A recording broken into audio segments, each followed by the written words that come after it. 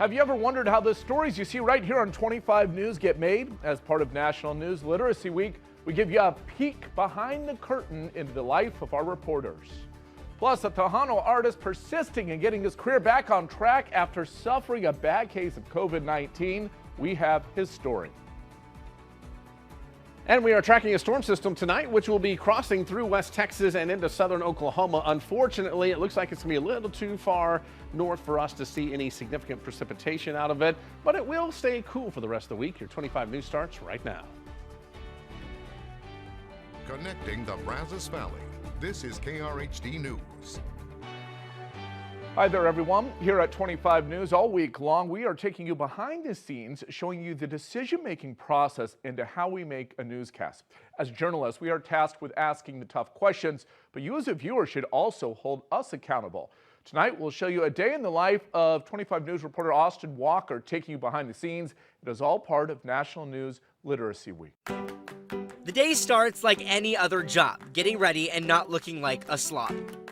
Obviously, it's not that fast. Next, getting on the morning meeting with the news team. Because of COVID-19, our meeting is virtual. This is where our reporters will pitch their stories for the day and managers will decide what we work on. And you had some good stats, too, that I really liked for your piece. So once we have our assignments, we're off. My story for the day was about Texas jobs. A report by the Texas Workforce Commission said the Abbott administration created over 50,000 more jobs in December, but this raises questions like, why are we seeing so many more help wanted signs? Next, I made a plan of who I wanted to talk to. Talk to the TWC that put out that report, talk to businesses who are struggling to hire even though there are more jobs, and finally, talk to an expert in economics answering the question, where is the disconnect? At 25 News, our reporters are multimedia journalists, or MMJs. Think of it like a one-man band. We shoot, edit, stress out, write, tear up, and present everything by ourselves. I reached out to the Texas Workforce Commission, left a message hoping to land an interview. I made some calls, found a restaurant who was struggling to hire. First, last name, spelling, what you do. Mary Lou Castillo, managing this restaurant, Casa de Castillo. And I also spoke with James West, a professor of economics. As the COVID pandemic drags on, aren't enough. I didn't hear back from the commission, but that's okay. In journalism, you want to have at least 2 interviews to tell a well-rounded story. Once I get all my elements, I went to work. I wrote my script and sent it off to our management team, who goes line by line through it. They fact-check, rewrite, and clear up the information, making sure nothing can be misconstrued. Once it gets the green light, it's off to record my voice. Mic check, 3, 2, 1. According to a national report. Then I take a little coffee break because I'd be dead inside without it, and a little dancey dance break too. Then I work to compose my story. Once it's done, I have to look all professional, check out this transition, then it's showtime. And what we're actually seeing. Yeah, so over 50,000 jobs were added in just December across the state. It's also important to remember, this job does have a lot of ups and downs, but we're all family at 25 News, so the stressful days are all worth it. Dr. Fauci says the U.S. is finally going in the right direction when it comes to the Omicron surge. Free testing kits and high-quality masks are going out. While Fauci cautions against overconfidence, improvement is definitely weeks, not months away. The best case scenario is that in a matter of several weeks to a month or so, we'll continue to come down and down. And then with all the things that we have, all the tools, vaccine, booster, testing, masking, we'll be able to keep it down there. Now, as cases do continue to rise in parts of the country, Fauci hopes that with increased implementation of those tools, the U.S. may contain further spread. COVID-19 vaccine specific to Omicron is ready to test. To see how it works, Pfizer is now enrolling healthy adults in trials. They're testing the Omicron-based shots to possibly use as a booster or for primary vaccinations. The original vaccines still offer good protection against it, and the current boosters have been proven to further strengthen that protection. Well, how has COVID-19 impacted your life? It's different for everyone. Tonight, in-depth reporter Dennis Turner profiles one well-liked and respected Texan and his grueling journey toward recovery.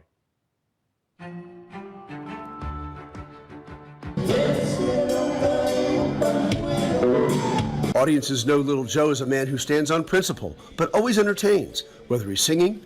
That was a close call. Or just talking. Well, I have a tendency to talk quite a bit because I think I have a lot to say, but I like humor, and as long as the people are laughing, You know, I throw jokes in there. But he calls the COVID infection that made him, his wife, daughter, and niece sick no joke. He urges vaccinations for all because he says COVID has changed our lives, and not always for the better. When I do go to the store with my wife shopping, and I see the children, and I like to smile at children. You smile at them, they smile back. You wave at them, they wave back at you. You know, they're innocent. And wearing a mask, you can't do that. He says more nuanced communication, like facial expression, gets lost. It all comes as the world struggles with COVID, especially so-called long haulers who have symptoms that linger or appear after the initial infection. The most common symptoms of COVID long haulers include respiratory symptoms, fatigue, sleeping difficulties, depression and anxiety, and neurological dysfunction such as headaches, numbness and tingling, or brain fog. Mejor quisiera llorar. We showed you last week Little Joe's shortness of breath has caused him to review his songbook. Now, while Joe may not be considered a COVID long hauler, doctors call his symptom also common after cases of pneumonia. This study in The Lancet proved that little Joe isn't alone. This study found that 75% of patients hospitalized with COVID had at least one ongoing symptom 6 months after their acute illness. Most commonly fatigue or muscle weakness that occurred in 63% of these patients. As for the communication problems, Joe notes children can often see behind face masks. They can read you. That's amazing. You know, I see them and they look my way and I go, you know, and they smile and wave back. It's like amazing, but that's one of the things that we have to do, wear the mask. He says that childlike persistence gave him a blueprint for his own efforts. Stay strong, keep the faith. To stay connected with his fans and keep his own career on track. And we can beat this thing together. Thank God I'm doing what I love doing, and I've managed to find a way to keep it rolling. And it keeps on rolling because of Little Joe's belief that keeping people connected helps us all.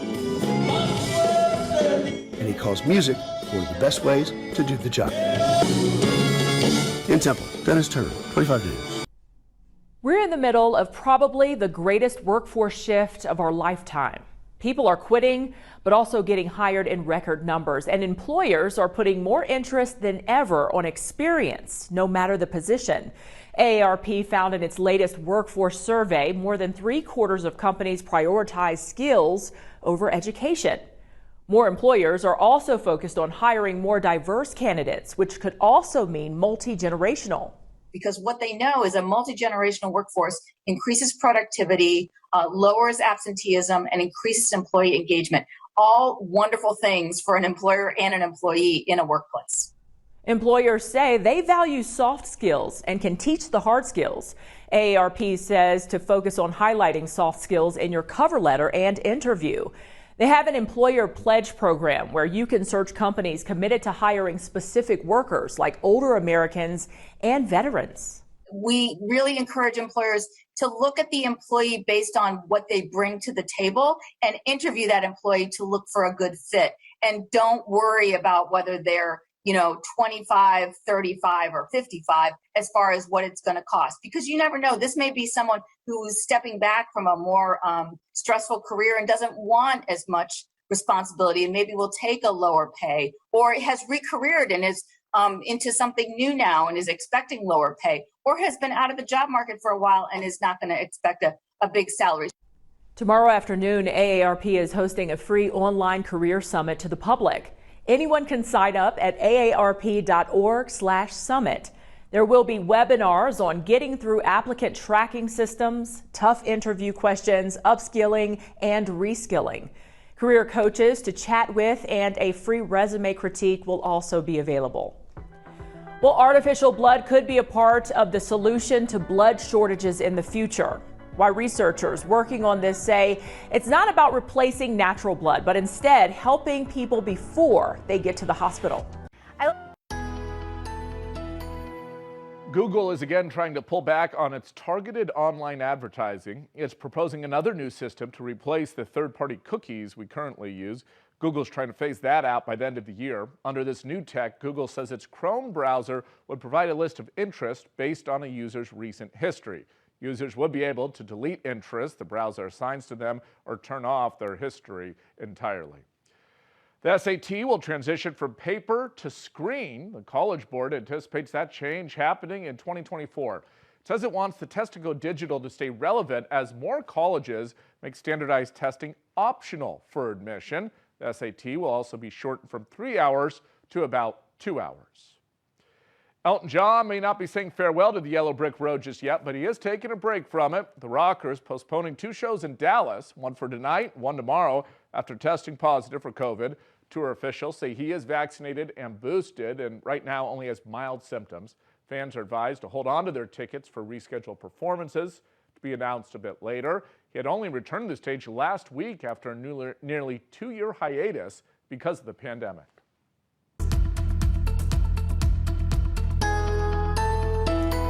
It has been kind of a dreary day here across the area with lots of low cloud cover moving through the region. I think that is going to continue, but we're going to start to see more breaks in the clouds as we head into the overnight hours tonight as some drier air starts to work into the area. It's already breaking up to the northeast of town. Those will continue to work their way off toward the southwest, and as that dry air moves in, we lose the cloud cover across the area. So I don't think we're going to have much in the way of fog problems for tonight. There is a storm system out here across northern parts of Arizona, which will make the turn and go just south of I-40.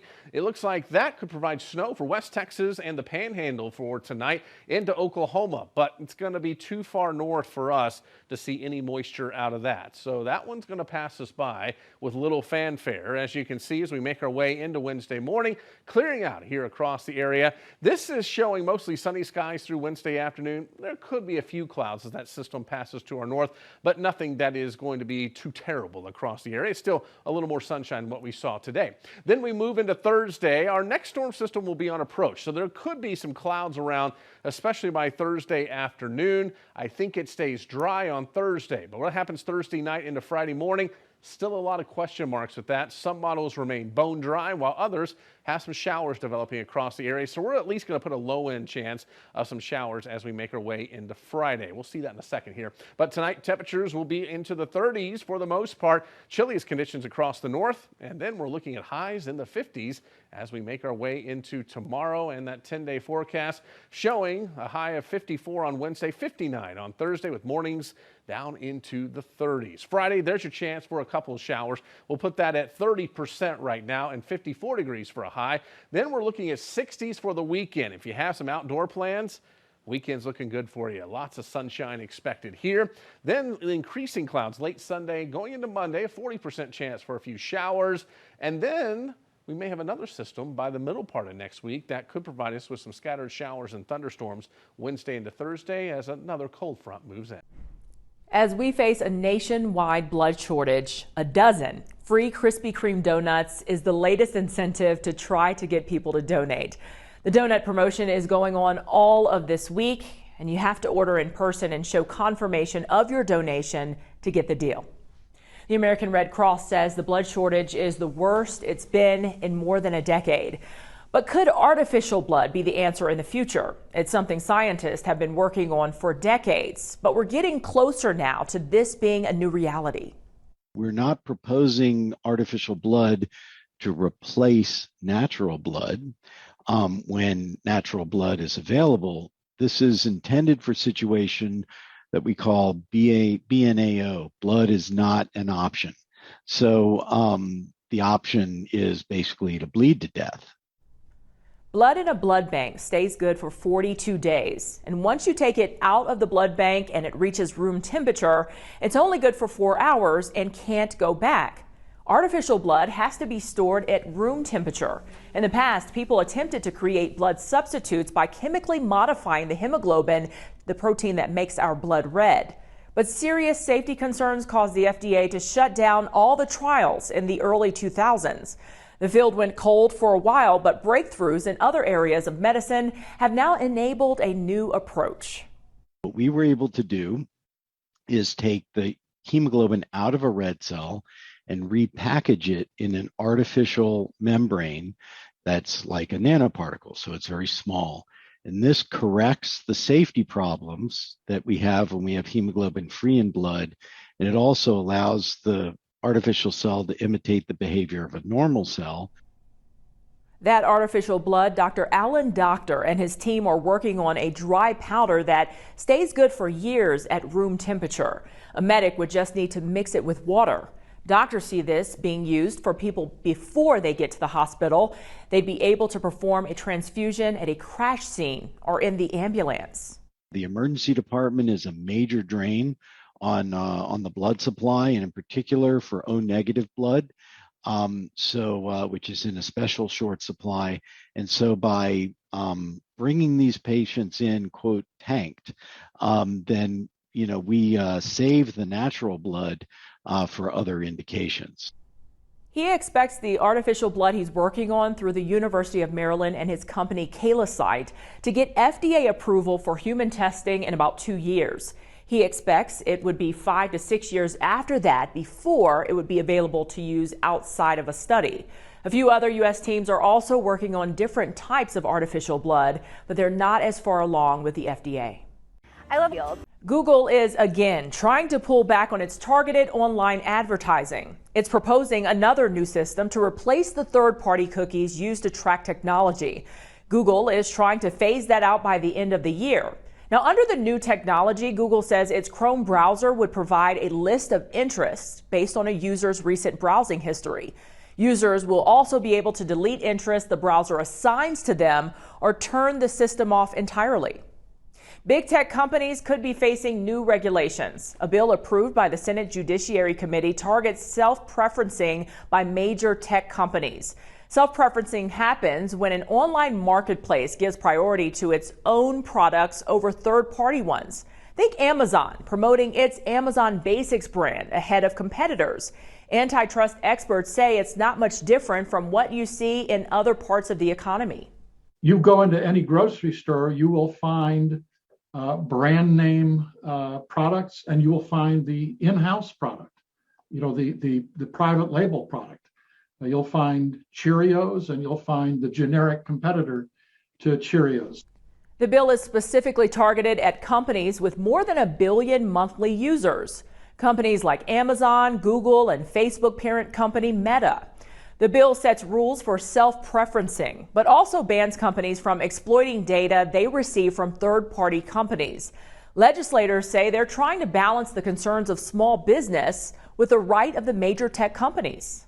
I want to stress that this bill is not meant to break up big tech or destroy the products and services they offer that many of us, including myself, enjoy and use.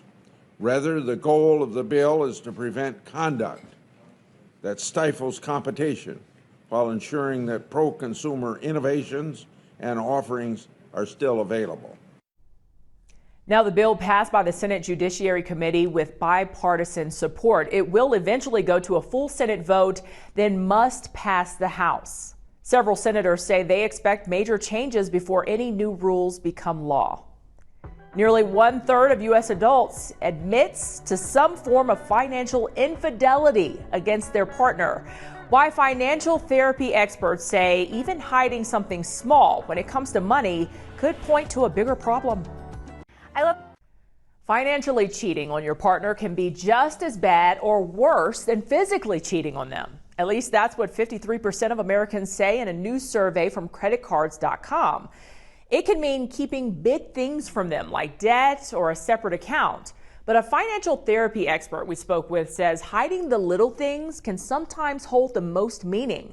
And that can be rounding down on the amount you actually spent, or telling your partner a new purchase is something you already owned and randomly found.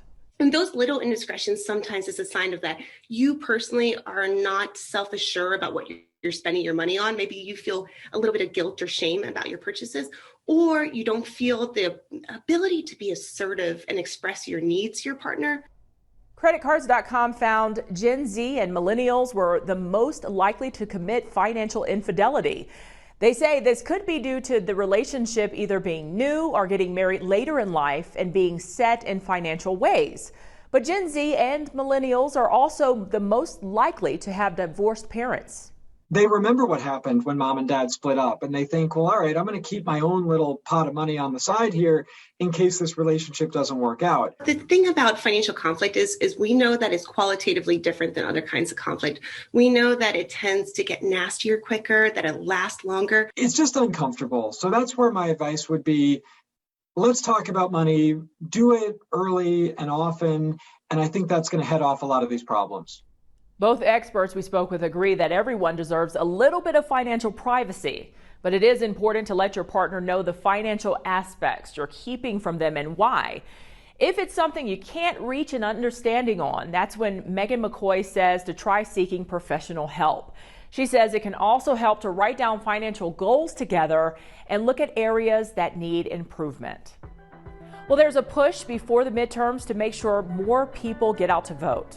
We're all just 2 disasters away from being homeless ourselves. Everything we care about is what they care about. So we all have to vote together, and we have to make sure they can vote. How her group is working to get them IDs so that's possible. A Pearl Harbor veteran laid to rest in Texas 80 years later. Tonight, Alicia Pereira talks with the family of this soldier who finally made it back to them.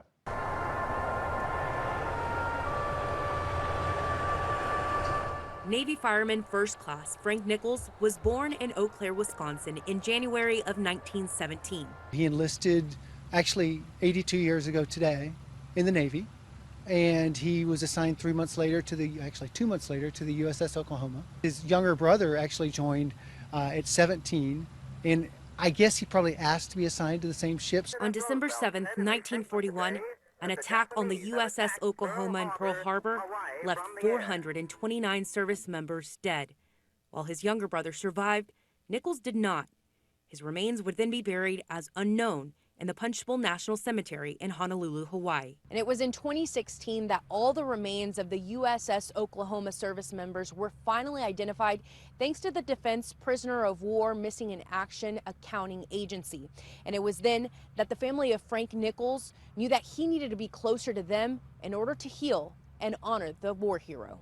His remains finally arrived on Friday to the San Antonio International Airport, thanks in part to the help of Mission Park Funeral and a petition from the family who lives in Austin. We had long ago given up any thought of that happening. Christopher was only 5 months old when his cousin died, and today he, along with other family, get a chance to salute Nichols. I'm very pleased to see it.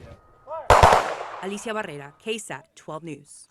The Grimes County community tonight is mourning the loss of one-time fire chief and his wife after a house fire took their own lives last week. Here's Rebecca Fiedler.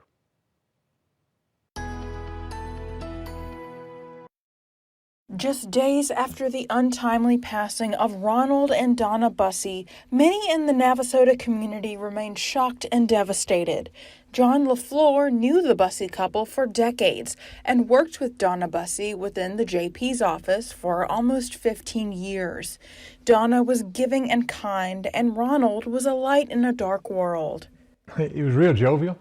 He had a great personality. He did well with people. He's going to be missed. Ronald Bussey started his career at the Navasota Fire Department in the early 1970s and served as chief from 1992 to 2003. People in Grimes County have stories of how Bussey helped save them and their loved ones from peril.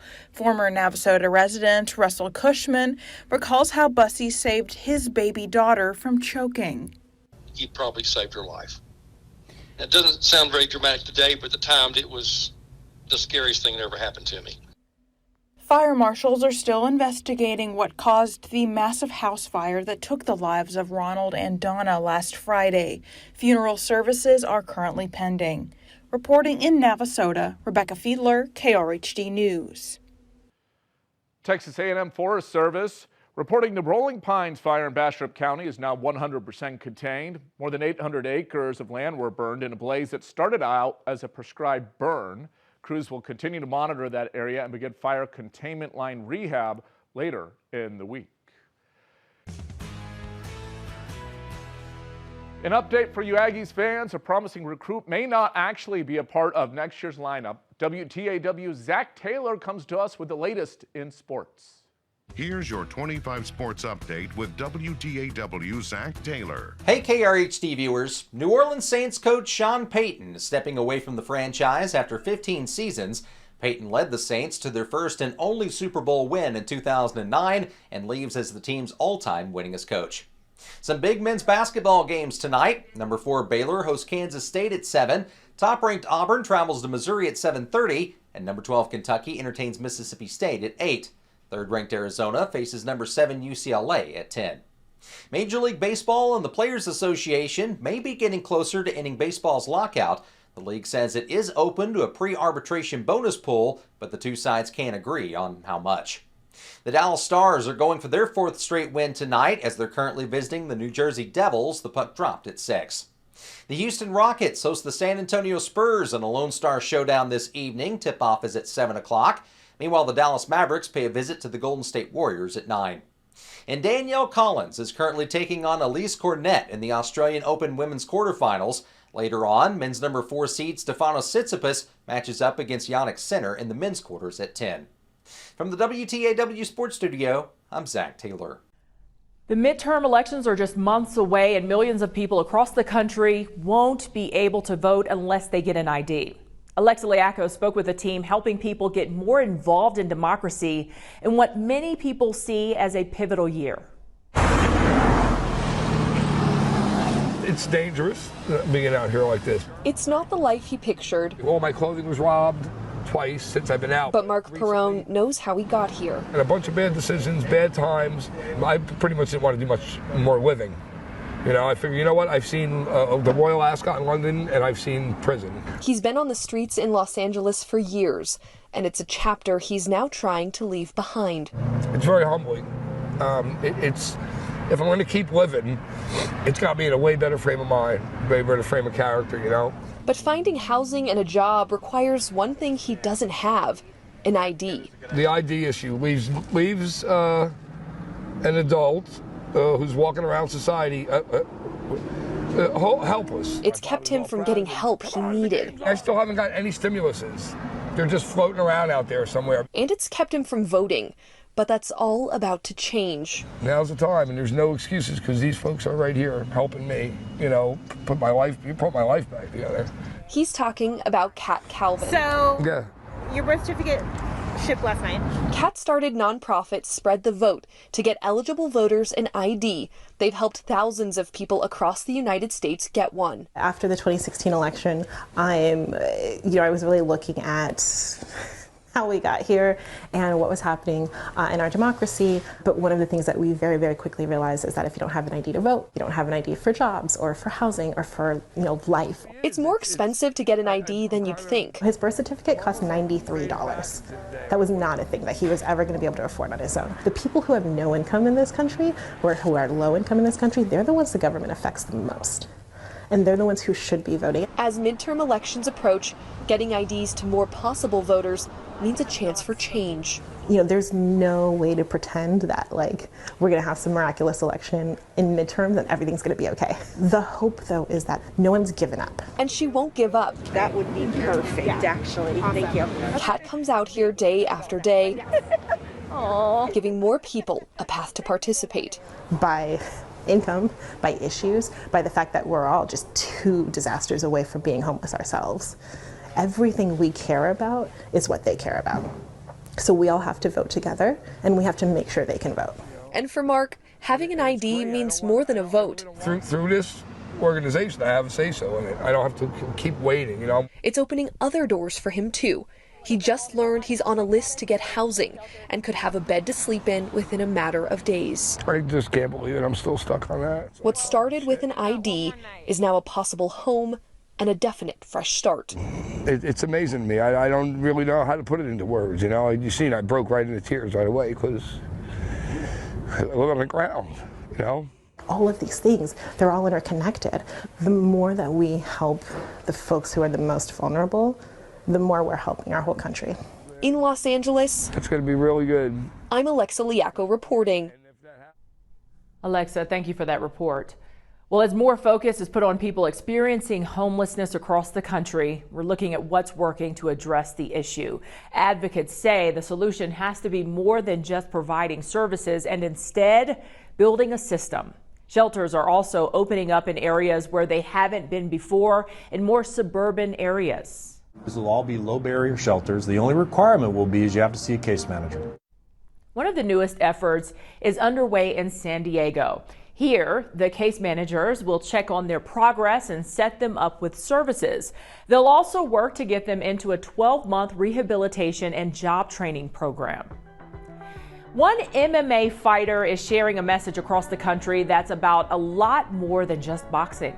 We don't give up around here. We give it all we got. That is what it means to be a fighter, to keep going. How she's taking her family's tragedy and showing there is hope for those who are struggling. I love. And we are looking at clearing conditions as we make our way through the overnight hours tonight and going into Wednesday morning. Things not looking too bad across the region.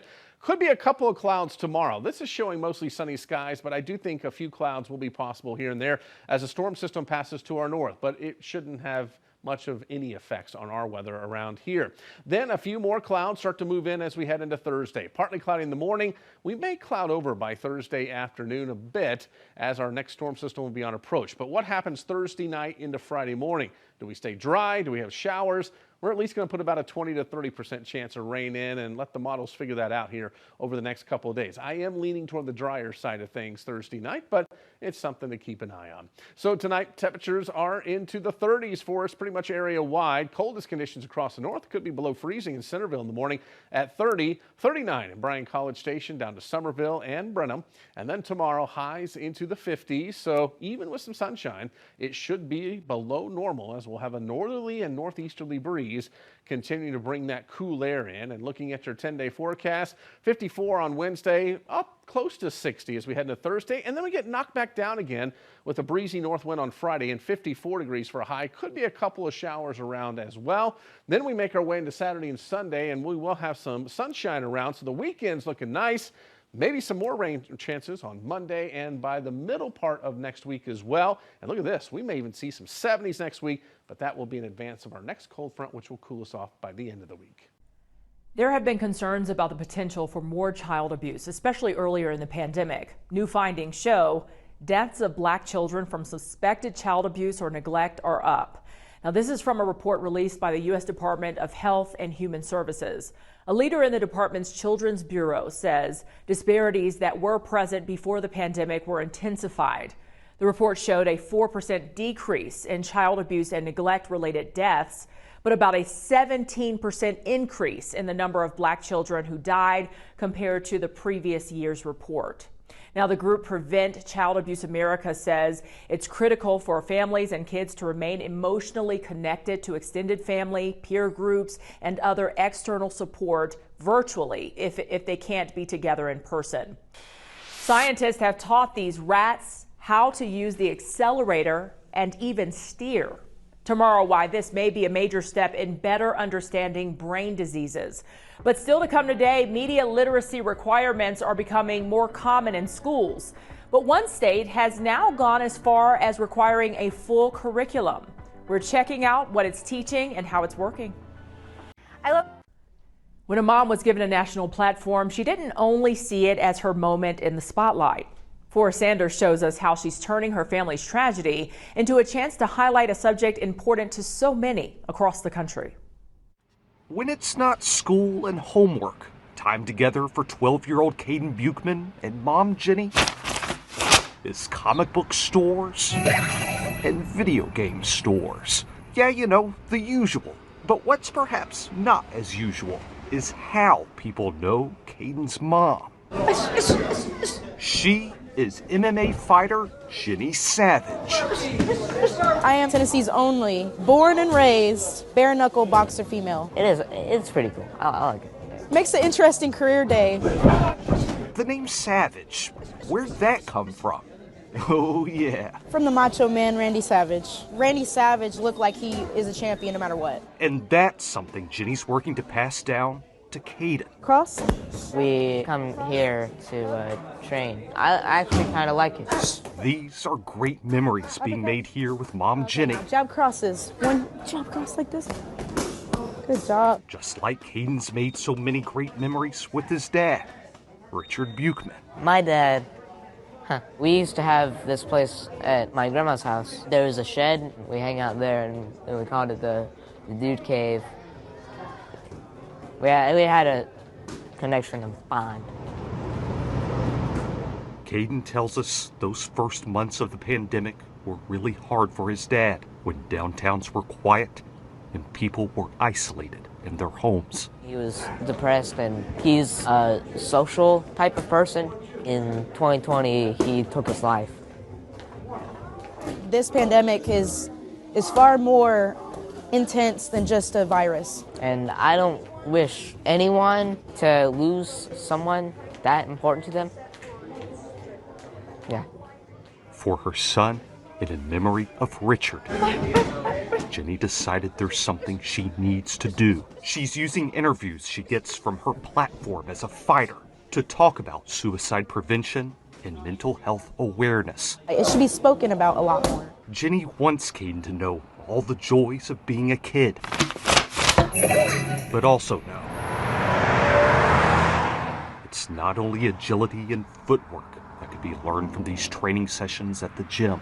Jab, hook, Krhd Pacquiao, Krhd Pacquiao. Let's go. I believe that fighting is a metaphor for life. Nothing hits us harder than life. It's all about getting back up, ready, and continuing. Slip.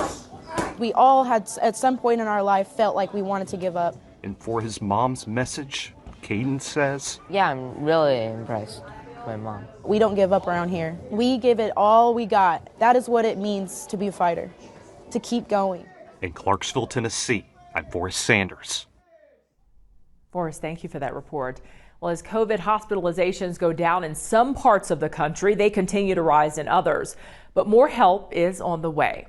The Department of Health and Human Services will be distributing $2 billion from the Provider Relief Fund. Last month, nearly $9 billion was released. Now, the additional money will go to 7,600 medical providers to help them hire and retain staff. This new round of funding will mean a total of 74,000 providers helped in all 50 states, D.C., and 5 U.S. territories. All right, topping the newsfeed, predictions this year for world economy growth are now being downgraded. The International Monetary Fund points to the Omicron variant and inflation.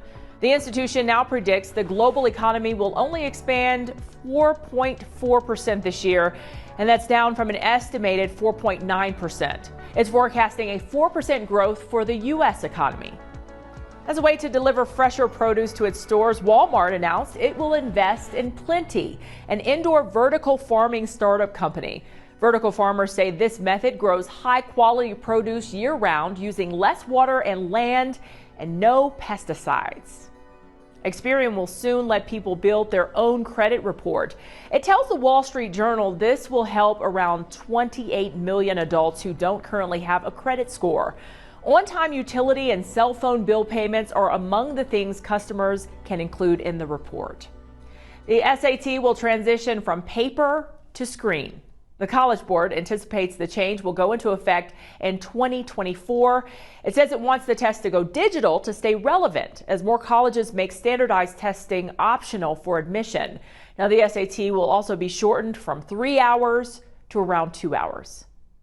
As young people face a tsunami of information sources, it's also becoming more challenging to filter out what's true versus what's not. This week, our parent company, EW Scripps, has once again teamed up with a news literacy project. The purpose of this company-wide initiative is to shine a light on better information consumption and sharing. Usher Qureshi looks at a pilot program that's trying to make high school students more critical about the information they find. They keep adding vocab words for you, but we're just going to stop at tertiary. This group of students inside Adrian Toomey's 9th grade biology class are learning more than just science. We have done a couple of lessons on choosing quality sources of information. Why? For the last 2 years, the Neuqua Valley High School in Naperville, Illinois, has been taking part in a pilot program integrating news literacy into subjects like biology and geography. As we go throughout the entire year, it's repeatedly embedding it into how can I use this, and I'm actually applying it in that moment. Researchers at the Stanford History Education Group recently completed the largest study of its kind, analyzing high schoolers' ability to evaluate real sources online. Unfortunately, our research has shown that students struggle to make even basic evaluations of online information. Following 6 years of study, Joel Breakstone, the director of the group, and his colleagues developed the pilot news literacy curriculum being used here at Neuqua Valley. What we've set out to do is try to help people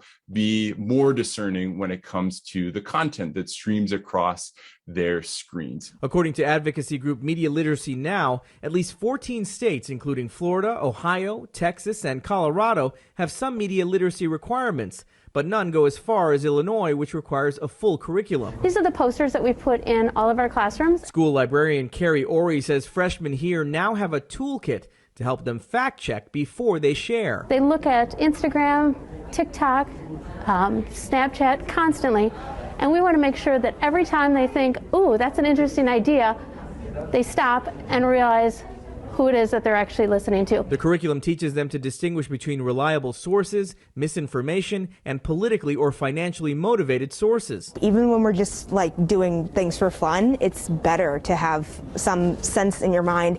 Maybe this isn't exactly what I should be reading, or maybe this isn't exactly what's right. Let me check, just for safety. Breakstone found that one strategy that helps students weed out dubious information most effectively is something called lateral reading. So rather than reading up and down on an unfamiliar website, they open new tabs in their browsers and read across the tabs. They read laterally. So, we're going to define lateral reading. World geography teacher Deanna Lindsay regularly tests her students with content to determine its reliability. We have done it at the 9th grade level, hoping that we can scaffold it through all 4 years of high school. And it appears to be working. Students are getting better at spotting questionable sources. I don't want to put all my trust into random places on the internet when I don't know who they are, I don't know who they work for, I don't know where they're getting their information from. Do other sites say the same thing? Is it credible? Next year, curriculums like this will become mandatory across the state. I'm Asha Qureshi reporting. Thanks for watching KRHD News at 6 tonight. We'll be back at 10 o'clock.